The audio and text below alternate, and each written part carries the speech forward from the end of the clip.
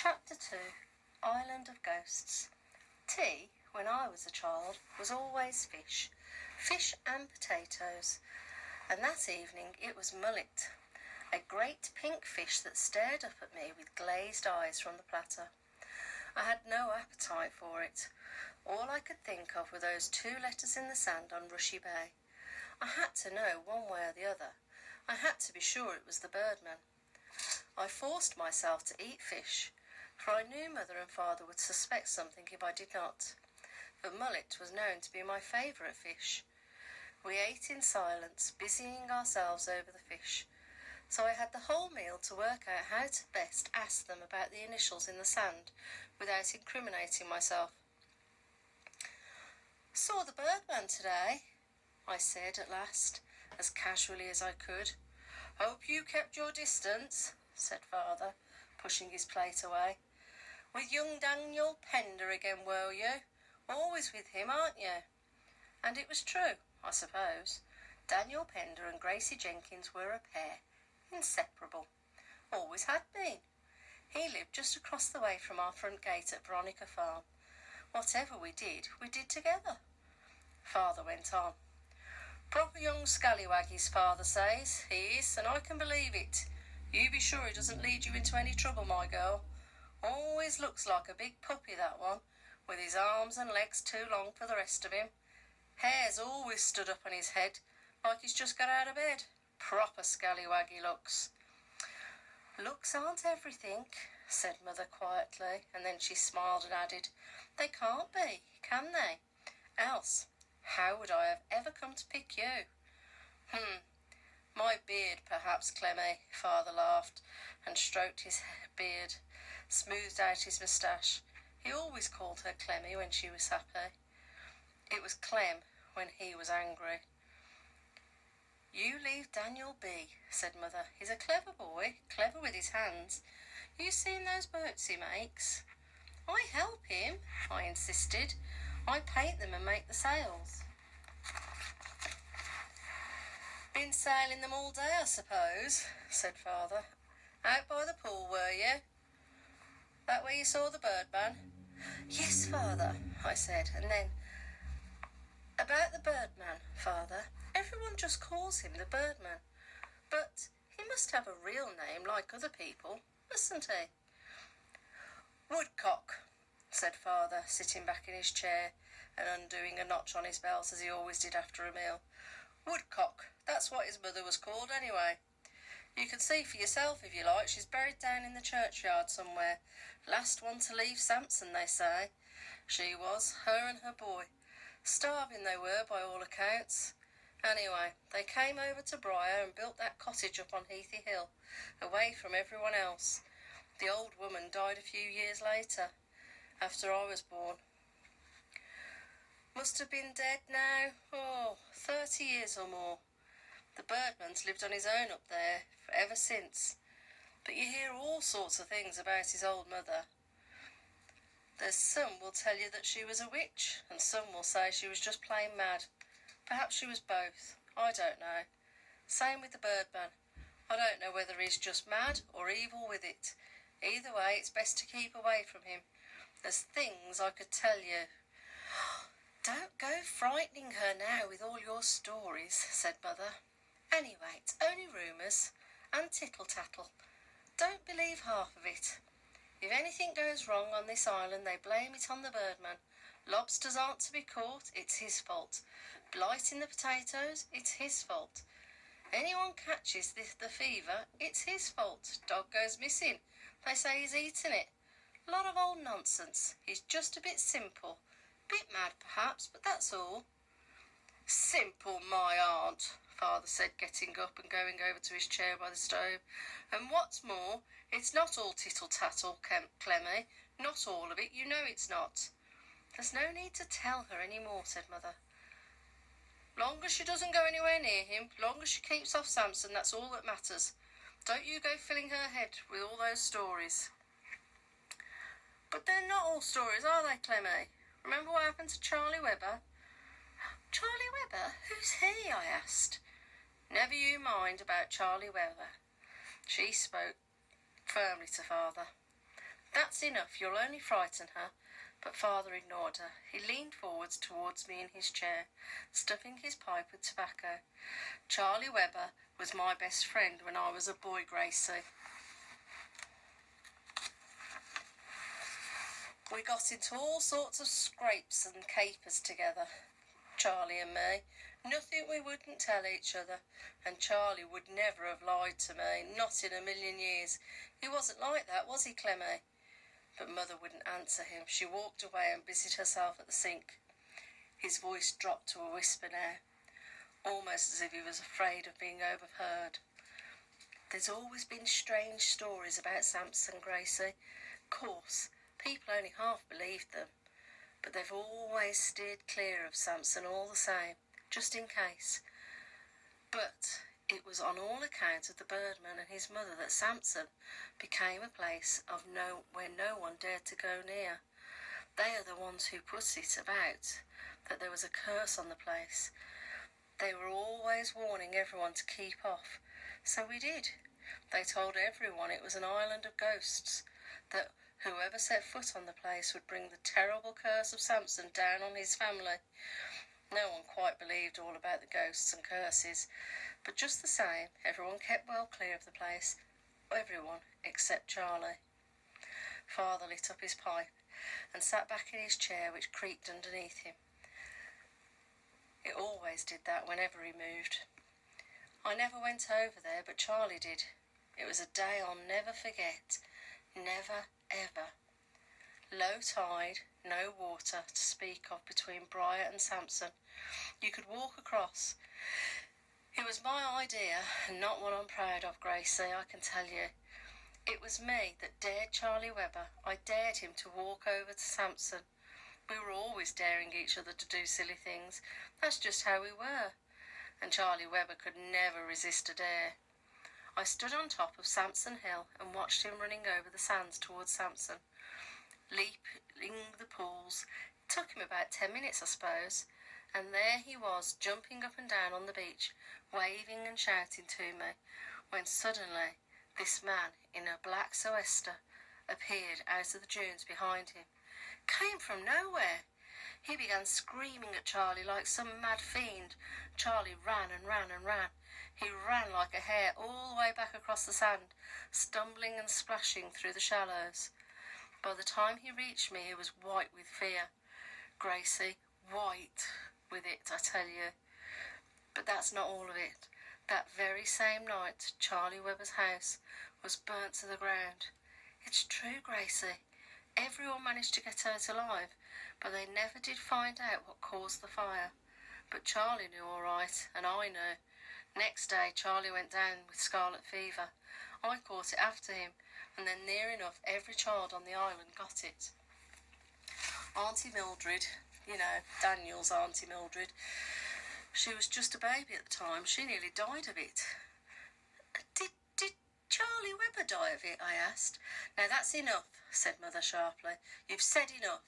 Clem, said Father, she's 10 years old. She's not a baby anymore. She's old enough to hear the rest of it. He lit his pipe again, drawing it on it deeply several times before he took out the match. No, Gracie, Charlie didn't die, but he had to leave the island. His family was ruined, couldn't afford to rebuild the house. But before Charlie left for good, he told me something I'll never forget. The day after the fire, Charlie was sitting at the quay when he felt someone behind him. He looked around, and there was the birdman. There was nowhere for Charlie to run. He'd come to say sorry to Charlie, to explain to him it wasn't his fault. There was nothing he could do once Charlie had set foot on Samson. He told Charlie that there was a curse on the island, and that the ghosts of the dead haunt the place, and could not rest until the guilt of Samson had been redeemed, whatever that meant. When Charlie asked him why there was a curse on Samson, why the ghosts could not rest, this is what he told him. He was a little boy when it happened, younger than Charlie, he said. The people of Samson woke up one morning to find a ship run aground on a sandbank off Samson, like a ghost ship. It was on a flat, calm sea. No fog, no wind, no reason for it to be there. They rowed out and hailed it, but no one answered. So they clambered on board, and there was no one there.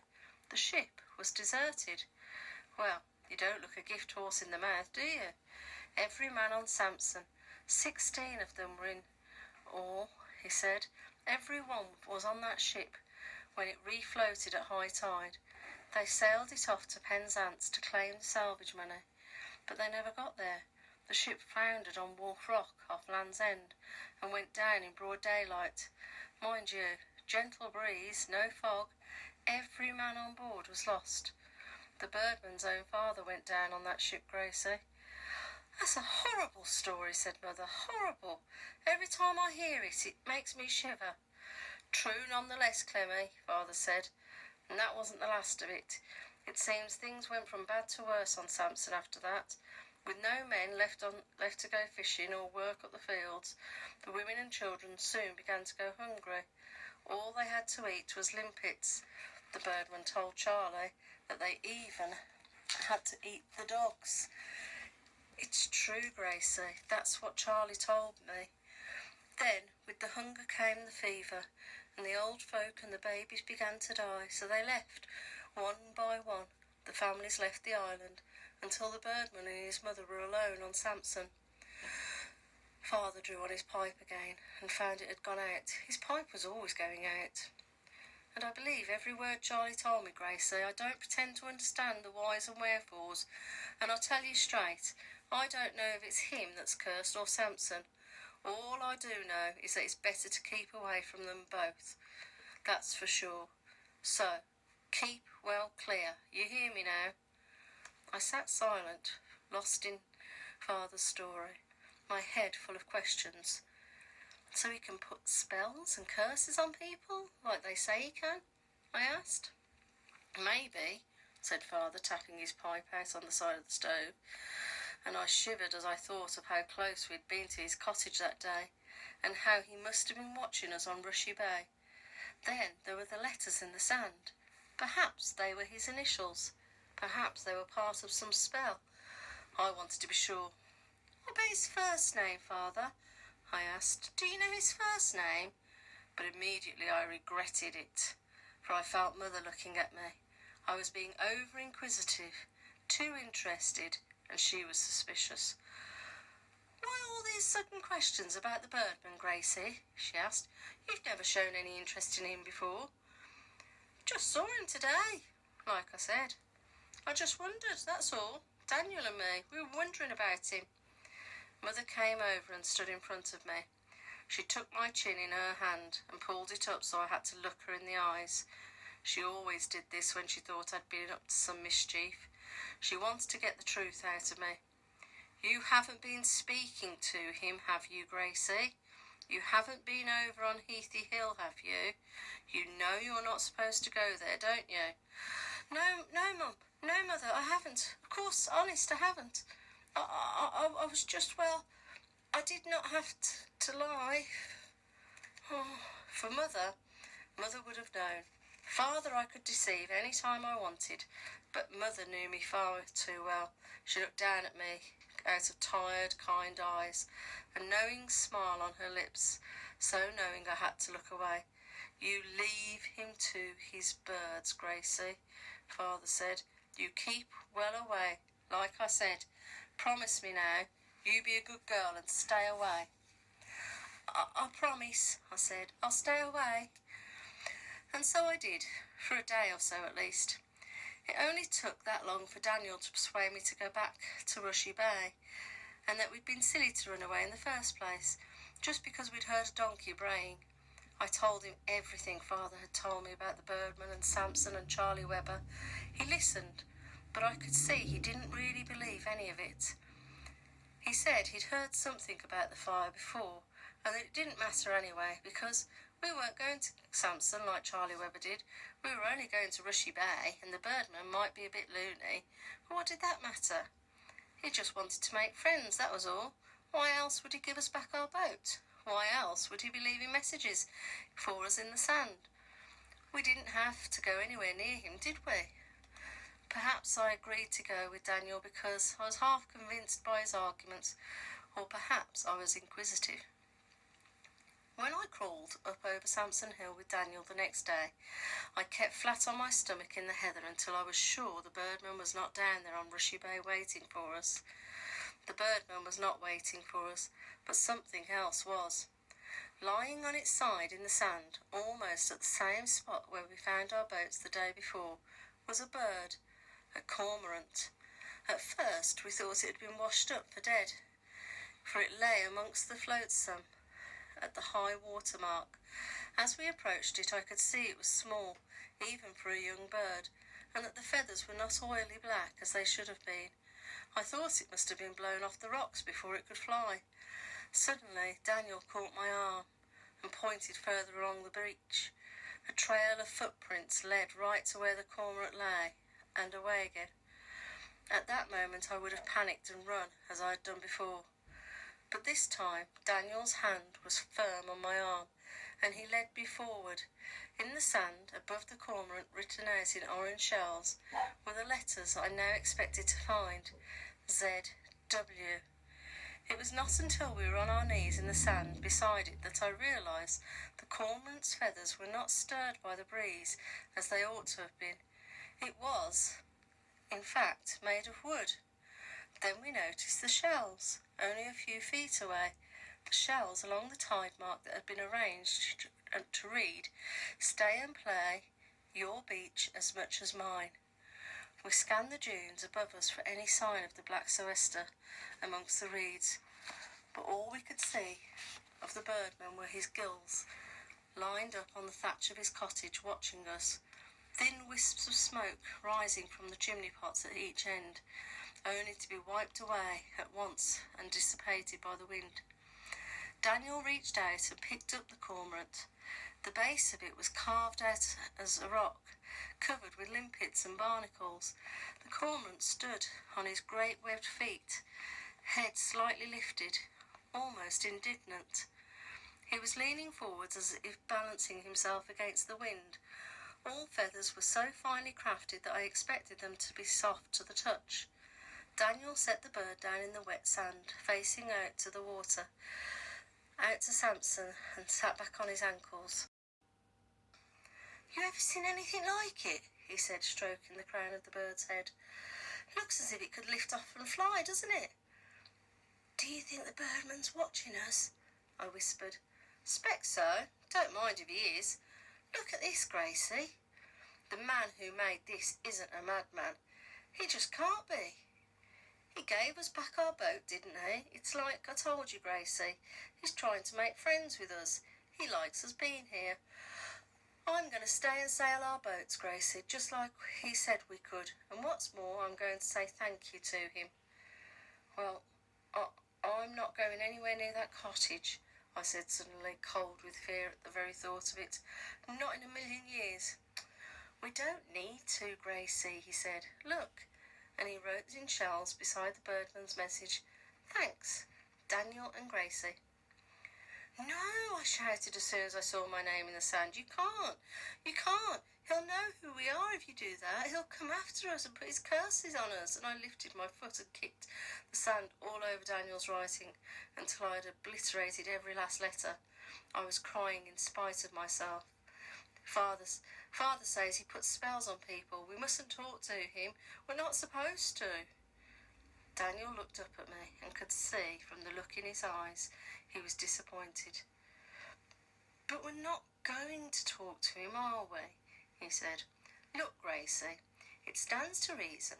If the birdman had wanted to put a spell on us, he could have done it already, couldn't he?" "Well, he could, couldn't he?" I would not answer him, but I hated to be wrong, and I knew well enough in my heart that I was.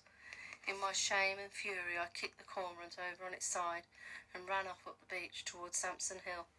Daniel called after me to come back, and all my rage and my own humiliating fear burst from me.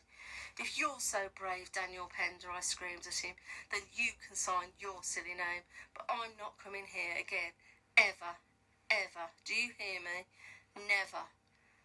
You can keep your silly boats, your silly cormorant, and for all I care, I don't want it, and I don't want to ever." And I would have gone on to say a very hurtful thing, could think of had I not caught sight of the birdman's dog plodding purposely along the beach behind Daniel, his tongue lolling out of his mouth. I tried to call out to Daniel to warn him, but my voice would not speak as it should, so I just pointed and ran back down over the sand. The dog paid us no attention, but went straight to where the cormorant lay and sniffed it. Then, arranging his jaws with care around it, he picked it up and came and sat tidily at our feet, looking very pleased with himself, his tail swishing in the sand behind him. The dog seemed to have no eyes, for they were covered by a curtain of matted black ringlets. "He's giving it to you," I said. "He wants you to take it." "For us?" Daniel asked the dog, and took the cormorant out of its mouth. "Did he send you, then?" "Did the birdman send you?" And the dog licked his lips and shook the sand out of his mouth. Daniel patted him and parted his hair over his face to reveal 2 shining black eyes. "How can you see through all this lot?" he said. Then the dog pricked up his ears, stood up, looked around towards the cottage. He stopped panting for a moment and listened, and before we knew it, it was bounding away over the sand and vanished into the dunes. Neither of us had heard a whistle, but neither of us had any doubt that all that had been he had been called back. "Must have been watching us," I said. "He must have seen me kick it over, mustn't he?" Daniel brushed the sand off the cormorant's head. "See, I told you, Grace, he did know. He just wants to be friendly, that's all." And he dropped to his knees in the sand. "Come on, we've got to thank him, haven't we?" We never spoke a word after that, but knelt in the sand together and collected all the shells we were going to need. Then I wrote out in orange shells, "Thanks for the cormorant," and both of us signed our names in shells underneath. We stayed all day sailing our boats on Rushy Bay, and even when Daniel suggested the sea was getting rough, I insisted we stayed on, just to prove to myself and to him that the birdman and I was no longer frightened. True, I did keep my eye on Heathy Hill, but now I was almost hoping the birdman would come down to the beach with his dog. He did not come, however, and my newfound courage was not put to the test, not yet anyway. As we left the beach, Daniel cupped his hands to his mouth and called out, "Goodbye," in the direction of the cottage. I waved with him because I felt sure that the birdman would be watching us. Back in Daniel's boat shed that evening, we stood by his workbench and examined the cormorant closely. "One day, Gracie," he said, "one day I'm going to be able to make something like that." "What happens if someone finds it?" I asked. "What are we going to say?" "Just tell them I made it," he said, laughing. "But they may not believe us, so better if they don't find it. I haven't got a room of my own to hide it, and I haven't got anywhere to put anything. Not anywhere private, anyway. You've got your own room, Gracie. You keep it. It'll be safer with you. If Father finds it, he'll only want to know where it comes from, and Big Tim will torture me till I tell him." He handed the cormorant carefully to me. I already knew where I was going to hide it. I was only worried about how I was going to get it there without being discovered. "I've been thinking, Gracie," Daniel said. "He gave us this cormorant to show us he was friendly, didn't he? So we've got to do the same, haven't we? We've got to give him something back, so he knows that we want to be friends as well. I've been thinking, do you think he'd like it if we made him one of our boats? We could call her Woodcock, couldn't we?" I said. "We've got to name it after a bird, like all the others are. And woodcock's a kind of bird, isn't it?" "Never seen one," said Daniel, "but I think it is." And so I went home that evening with the birdman's cormorant stuffed inside my blouse. Mother paid me no attention as I came in. She was busy over the stove, and I reached the safety of my room without her even seeing me. We built Woodcock together that spring, but it was nearly summer before she was ready for launching. We'd never taken so much trouble over a boat as we did with that Woodcock. Nothing was ever right until it was perfect. We took her to Rushy Bay for her trials, pushed her out towards Sampson Island. She danced over the waves, her sail catching the wind and leaning over her, so that she sped out to sea. I think she might have gone all the way to Samson had we not waded waist high into the sea after her and brought her back. She was quite magnificent, with her shiny blue hull, her white stripe, her brick red sail. Daniel was satisfied. So we left her, beached, well above high water mark, and we left too a long shell message for the birdman in the sand. It read, "We name this boat Woodcock. May God bless her and all who sail her." We signed it Daniel and Grace. We waited until sundown in the purple humming heather on the Samson Hill to see if the birdman would come for it, but he never came. We could not stay any longer, for Mother always liked me home before it was dark. But first thing the next morning we went back to Rushy Bay and found the boat gone. In its place there was a message, "Thanks, beautiful," and underneath, "Zachariah Woodcock."